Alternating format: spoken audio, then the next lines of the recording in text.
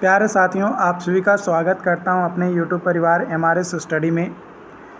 तो डियर, यहाँ पे मैं बात करने वाला हूं rural water supply and on site sanitation system में। आज का हमारा सबसे पहला टॉपिक है attributes of water supply system. Water supply system का क्या एट्रीब्यूट्स होता है। तो सबसे पहले बात करते हैं वाटर सप्लाई सिस्टम के बारे में। तो वाटर सप्लाई सिस्टम जो है एक तरीके का इंफ्रास्ट्रक्चर्स और एक प्रोसेस है जिसके अंदर हम लोग जो है सेफ वाटर सोर्स और रिलायबल प्रोवाइड किया जाता है for drinking purpose, sanitation, irrigation और इंडस्ट्रियल यूजेस के लिए। तो इन सभी यूजेस में अलग अलग तरीके से जो है हम लोग क्या करते हैं, वाटर सप्लाई किए जाते हैं। उसका कहाँ पे यूज किया गया है उसके बेसिस पे उसका जो है ट्रीटमेंट किया जाता है। अगर ड्रिंकिंग पर्पस के लिए वाटर सप्लाई कर रहे हैं तो उसका वाटर क्वालिटी अलग होगा। वही अगर सैनिटेशन के लिए अगर कोई वाटर का यूज किया जा रहा है तो उसका जो वाटर क्वालिटी होगा अलग होगा। इरिगेशन के लिए अलग होंगे और इंडस्ट्रियल यूजेस में अलग वाटर क्वालिटीज़ होंगे। तो यहाँ पे जो एट्रीब्यूट्स है वाटर सप्लाई सिस्टम का, वो है आपका कई सारे फैक्टर्स पे डिपेंड करते हैं, जैसे लोकेशन, स्केल, टेक्नोलॉजी एडवांसमेंट। इन सभी पे क्या होता है कि हमारा डिपेंड करता है कि attribute of water supply system क्या होगा। तो यहाँ पे कुछ एट्रीब्यूट्स मैं आपको बताने वाला हूँ, जिसमें सबसे पहला एट्रीब्यूट है water source. Water supply system जो है स्टार्ट होता है वाटर सोर्स को आइडेंटिफिकेशन करने के साथ, और वाटर सोर्स को जब आइडेंटिफाई कर लिया जाता है कि भाई यहाँ से हमें पानी जो है लेना है ना, तो उसके बाद उस वाटर सोर्स को डेवलप किया जाता है, जो कि हो सकता है कि हमारा सरफेस वाटर हो, जैसे रिवर हो गया, लेक हो गया, रिजर्वायर हो गया। तो इन जगहों से हम लोग जब पानी को ले रहे हैं एज ए सोर्स के तौर पे, या फिर ग्राउंड वाटर से हम लोग हो सकता है कि वेल्स या एक्विपर से जो है क्या कर रहे हैं, वाटर को कलेक्ट कर रहे हैं एज ए सोर्स के तौर पे ले रहे हैं। या हो सकता है कि दोनों कंबाइंड फॉर्म में हमारा हो, है ना, रिवर भी हो और वेल एक्विफर्स भी जो है आपका आ जाए। दूसरा है आपका इनटेक इंफ्रास्ट्रक्चर्स या स्ट्रक्चर्स। देखो, जब हम लोग सोर्स को फाइंड आउट कर लिए कि भाई पानी हमें जिस जगह से लेना है, उसके बाद एक स्ट्रक्चर्स बनाते हैं ताकि जो वाटर सोर्स है वहाँ से पानी को पहले कलेक्ट करके हम लोग इफ़िशिएंटली रखा जाए, और उसके बाद उसको जो है डिस्ट्रीब्यूट किया जाएगा। तो जो इनटेक स्ट्रक्चर्स है ये कंसिस्ट करता है स्क्रीन्स, गेट्स और अदर डिवाइसेस, जो कि फ़िल्टर आउट करता है जो भी डेब्रिस और प्रिवेंटेड कंटामिनेशंस होते हैं। वो डेब्रिस का मतलब यहाँ पे जो खरपतवार जो वगैरह होते हैं पानी में। अगर देखो, पानी अगर रिवर से ले रहे हैं या लेक से ले रहे हैं तो ऑब्वियसली वहाँ पे पेड़ पौधे के छोटे छोटे टुकड़े होंगे, खरपतवार वहाँ पे जो है आपका रहेगा ही। उसके बाद आता है ट्रीटमेंट फैसिलिटीज़। ट्रीटमेंट जो है वाटर का बहुत इम्पॉर्टेंट रोल है इसका, क्योंकि जब भी वाटर सप्लाई किया जाता है खासकर ड्रिंकिंग पर्पस के लिए, तो उसमें वाटर की जो क्वालिटीज़ है उसको मेंटेन रखना बहुत ज़रूरी है, नहीं तो कई सारे डिजीज़ेज़ जो है जनरेट होते हैं। तो ये जो ट्रीटमेंट फैसिलिटीज़ हमारा होता है वो ज़रूरी है खासकर ड्रिंकिंग पर्पस के लिए। Treatment facilities typically includes process such as coagulation, sedimentation, filtration, disinfection, chlorination, UV irradiations। तो ये जो प्रोसेस है इन सभी के बारे में अगर आपने इन्वायरमेंट पढ़ा होगा, है ना, 5th और 6th सेमेस्टर में आपको जो है इन्वायरमेंट पढ़ने थे, तो अगर आपने इन्वायरमेंट पढ़ा होगा तो ये चीज़ें आप ऑलरेडी पढ़ चुके होंगे। तो मुझे नहीं लगता है कि इसको ज़्यादा डिटेल में आपको बताने की ज़रूरत है, बट आप हमें कमेंट करके बताना कि क्या इस चीज़ों को डिटेल में बताने की ज़रूरत है क्योंकि अगर आपको लगेगा कि नहीं इस चीज़ को ज़रूरत है डिटेल में बताने को, तो डेफिनेटली मैं बताऊंगा, बट ये चीज़ें आप इन्वायरमेंट में ऑलरेडी पढ़ चुके हो। उसके बाद कई सारे एडवांस मेथड भी हैं ट्रीटमेंट करने का, वाटर को प्यूरिफाई करने का, जो कि reverse osmosis, activated carbon absorption, ये भी जो है हमारा मेथड्स है वाटर के ट्रीटमेंट का। उसके बाद आपका आता है पंपिंग स्टेशंस। जब भाई हम लोग वाटर को ट्रीट कर लेते हैं, है ना, अच्छे तरीके से, तो उसको ट्रांसपोर्ट करने के लिए एक जगह से दूसरे जगह, यानी जो सोर्स है, सोर्स से जो डेस्टिनेशन है ना, या जो डिस्ट्रीब्यूशन नेटवर्क है, वहाँ तक पानी को ले जाने के लिए जो है किसका यूज़ करते हैं, पंपिंग स्टेशंस का यूज किया जाता है। जो पंप्स होते हैं वो इंक्रीज़ करता है प्रेशर को और फ्लो ऑफ वाटर को जो है प्रोवाइड करता है ना, वाटर के फ्लो को प्रोवाइड करता है, ताकि जो भी डिमांड है कंज्यूमर्स का वो प्राप्त हो सके, मीट कर सके, उसको प्राप्त कर सके, और जो भी एलिवेशन डिफरेंसेस है वो भी हमारा ओवरकम हो सके, कम हो सके, इसलिए। उसके बाद आता है स्टोरेज फैसिलिटीज़।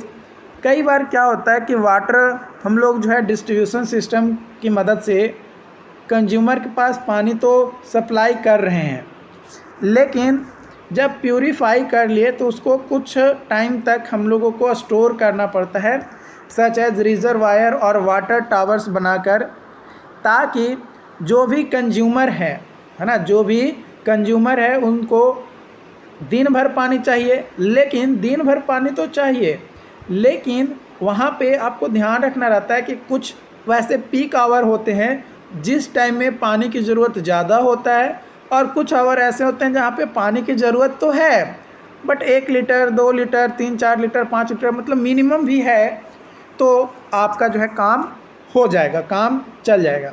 तो उसलिए इमरजेंसी कंडीशन में या पीक आवर में वाटर और इफ़िशिएंटली प्रोवाइड करने के लिए जो है हम लोग जो है एक स्टोरेज या रिजर्वायर जो है या वाटर टावर जो है बनाया जाता है, ताकि कंसिस्टेंटली वाटर सप्लाई जो है हो सके, है ना, वाटर सप्लाई करने में किसी तरीके का कोई बाधा क्रिएट ना हो।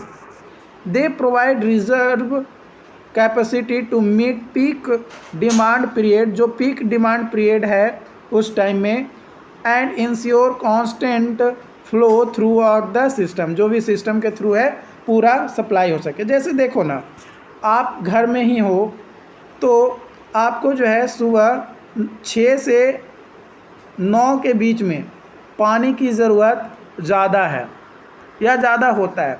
उसके बाद इवनिंग में 4 से 7 के बीच में, है ना, 4 से 7 या 4 से 8 के बीच में आपको पानी की ज़रूरत ज़्यादा होता है, लेकिन बाकी टाइम जो बच गया इन बीच में पानी की ज़रूरत है, लेकिन उतना नहीं है जितना 6 से 9 और 4 से 8 के बीच में जो पानी की ज़रूरत होती है उतना नहीं होता है, बस थोड़ा बहुत चाहिए।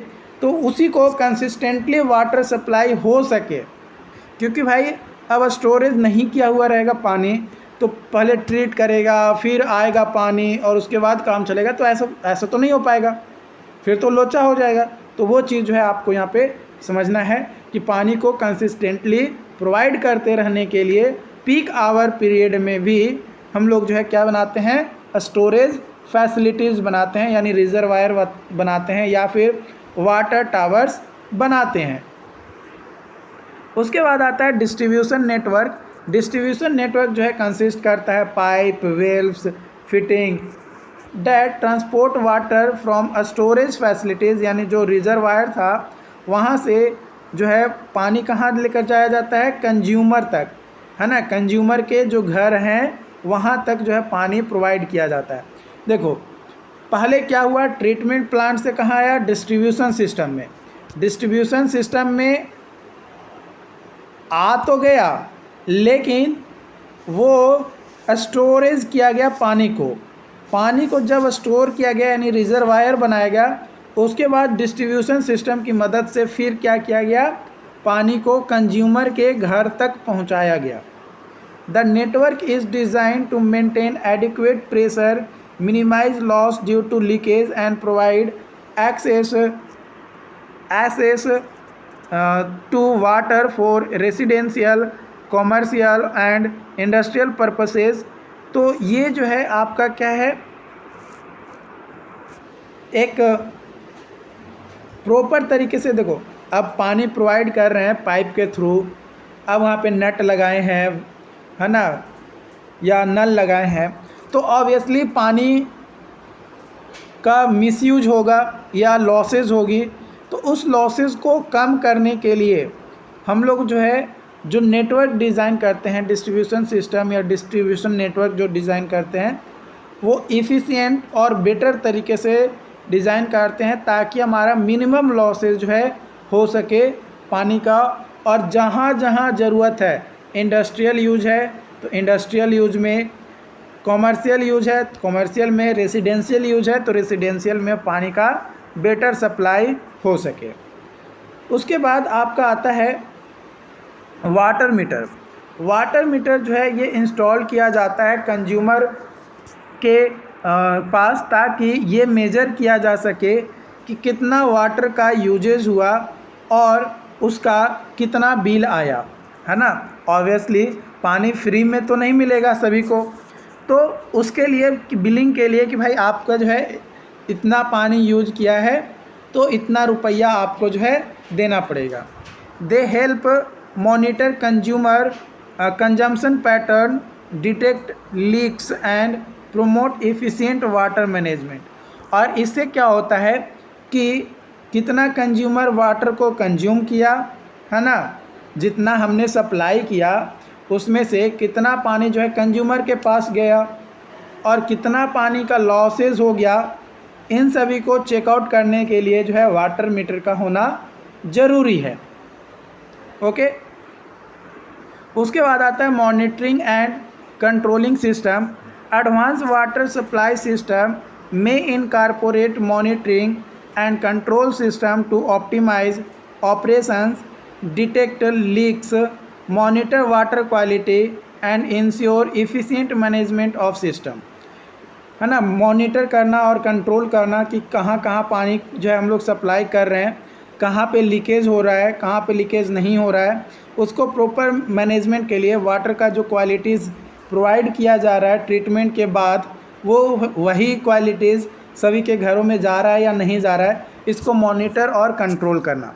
देखो अभी नल जल हर घर में जो है बनाया गया है, हमारे जो माननीय मुख्यमंत्री जी हैं उनके द्वारा, कि हर घर नल जल जो है होना चाहिए। तो उसके अंतर्गत आप कई जो है बताया गया होगा कि आपको 2 रुपया पर डे के हिसाब से या फिर महीना का जो है 60 रुपया आपको मिनिमम देना ही होगा। आप पानी का यूज करें या ना करें, अगर आपके घर में नल लगा हुआ है तो आपको देना पड़ेगा। इस तरीके की अलग अलग एरियाज़ में अलग अलग हो सकते हैं कि प्राइसेस आपका जो है हो। कुछ एरियाज़ में ऐसे भी हो सकता है कि अभी फ्री ही जो है प्रोवाइड किया जा रहा हो पानी। तो that depends on your localities, आपका ग्राम पंचायत क्या है, कैसा है, किस तरीके का एक्शन लेता है, उसके बेसिस पे। दिस सिस्टम यानी जो मॉनिटरिंग एंड कंट्रोलिंग सिस्टम है वो रियल टाइम डाटा जो है प्रोवाइड करता है, फ्लो रेट को, प्रेशर लेवल को और वाटर क्वालिटी पैरामीटर्स को। और जब ये पता चल जाए कि भाई यहाँ पे जो है टूटा है, यहाँ पे फूटा है, यहाँ से पानी की लॉसेस हो रही है, तो उसके बाद आपको मेंटेनेंस और रिपेयर करने की ज़रूरत है ताकि जो वाटर सप्लाई सिस्टम है वो प्रॉपर तरीके से फंक्शन कर सके। This include inspections of infrastructures, replacement of worn out components, prompt repair of leaks और डैमेजेस। जो भी लीक्स वगैरह है या डैमेजेस वगैरह हैं उन सभी को जो है, देखो अगर कोई मान लो कि पाइप सिस्टम ख़राब हो गया तो अगर उसको रिपेयर कर रहे हैं नहीं हो रहा है तो उसको रिप्लेस करेंगे, अगर रिपेयर हो पा रहा है तो रिपेयर करेंगे, जो रिप्लेसेबल होगा उसको रिप्लेस करेंगे। उसके बाद आता है water quality management. Water supply system must implement rigorous water qualities management practices, ये क्या करता है कि वाटर रेगुलेटरी स्टैंडर्ड्स को मीट कर रहा है या नहीं कर रहा है और सेफ फॉर कंजम्पशन है या नहीं है। Regular sampling, testing, analysis of water samples, अलग अलग स्टेजेस पे पर डे या रेगुलर बेसिस पे आपका क्या होना चाहिए, वाटर के क्वालिटीज़ को चेक करते रहना होगा ताकि वाटर क्वालिटीज़ का बेटर तरीके से मैनेजमेंट किया जा सके। इमरजेंसी कंडीशन में आपको जो है प्रिपेयर रहना होगा। Emergency preparedness, water supply system should have contingency plans and emergency response protocol in place to address unseen events such as natural disaster, equipment failures, contamination incidents। तो इन सभी के लिए हमेशा आपको एक तो बेटर प्लानिंग आपको बनाना ही होगा कि ऐसे ऐसे हम वाटर को सप्लाई करेंगे, साथ ही साथ एक इमरजेंसी कंडीशन में आपको क्या करेंगे, कैसे वाटर जो है डिलीवर करेंगे, ये भी जो है आपको बेटर तरीके से पता होना चाहिए, तभी जो है आप बेटर कर पाएंगे। जो आपका इमरजेंसी प्रिपेयर्डनेस है ये इंक्लूड करता है backup power supply, alternative water sources, rapid response strategy. इन सभी चीज़ों जो है इंक्लूड करता है कौन, तो जो इमरजेंसी प्रिपेयर्डनेस है वो उसमें। तो यहाँ पे जो भी मैंने टर्म्स बताएं ये सारे जो है एट्रीब्यूट हैं वाटर सप्लाई सिस्टम के। तो ये जो एट्रीब्यूट्स था ओवरऑल इफ़ेक्टिवली, रिलायबिलिटी और सेफ्टी वाटर सप्लाई सिस्टम किया जा सके, उसको क्या करता है, ये इंश्योर करता है कि वाटर सप्लाई सिस्टम जो है अच्छे तरीके से हो रहा है। Ensuring the provisions of clean and accessible water to meet needs of population. जो भी पॉपुलेशंस हैं या उनकी जो भी रिक्वायरमेंट्स है वो सारी चीज़ें जो है फुलफ़िल की जा रही है। आई होप कि आज का सेशन आपको समझ में आया हो। अगर कोई डाउट्स रहता है तो आप हमें चैट बॉक्स में ज़रूर बताएं या कमेंट बॉक्स में ज़रूर बताएं। और आप लोगों के रिक्वेस्ट के बेसिस पे ये जो है rural water supply system and on site sanitation system जो है स्टार्ट किया गया है सब्जेक्ट। तो प्लीज़ आप अपना सपोर्ट ज़रूर दिखाइए। और जो लोग भी नए हैं चैनल पे, पहली बार विजिट किए हैं, पहली बार इस वीडियोज़ को देख रहे हैं, यहाँ तक आप अगर आ चुके हैं तो प्लीज़ चैनल को सब्सक्राइब ज़रूर कीजिए, क्योंकि आप लोगों के सपोर्ट का ज़रूरत है। क्योंकि आप लोग सपोर्ट करेंगे तभी तो आप लोगों के लिए और बेटर से बेटर कंटेंट आप लोगों को प्रोवाइड किया जाएगा। ओके, आई होप कि ये चीज़ें समझ में आए हो। Thank you so much.